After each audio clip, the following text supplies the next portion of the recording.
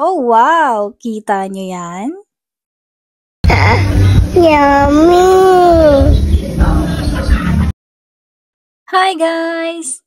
For today's video ay magluluto lang naman tayo ng crispy pork chop. Meron ako dito ng mahigit 1 kilong pork chop. Nasa mga 10 peraso ito.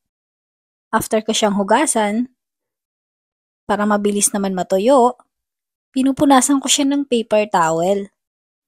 Kasi mabilisang luto lang to para sa tanghalian namin. Babad ko muna siya sa kalamansi. Mga 15 piraso na kalamansi ang nagamit ko dyan. Lagyan na rin natin ng asin at paminta. At iba pang mga pampalasa.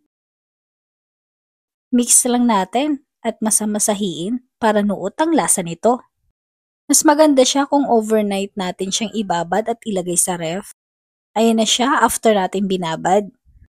Pero set aside muna natin habang gagawa tayo ng pang-coat sa pork chop. Then, tabi lang ulit natin siya. Ngayon, gagawa naman tayo ng gravy. Ang ginamit ko dito ay evaporated milk. Pwede po siya any brand. Lagyan natin ng pork cubes at kaunting tubig. Tansyahan lang para hindi lumabnaw. Cornstarch, pampalapot.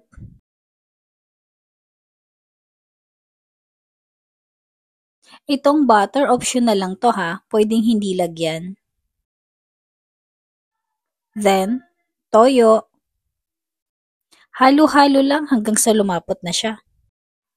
Ayan na, pwede na to. Ito na, oras na para sila ay iprito.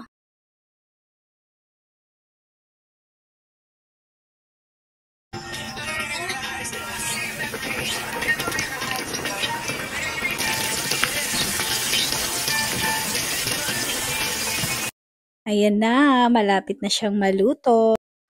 Mas maganda talaga pag deep fry para hindi masunog itong pork chop natin.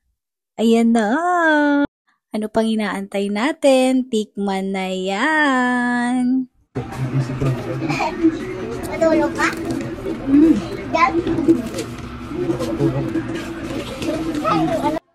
Thank you for watching. Bye!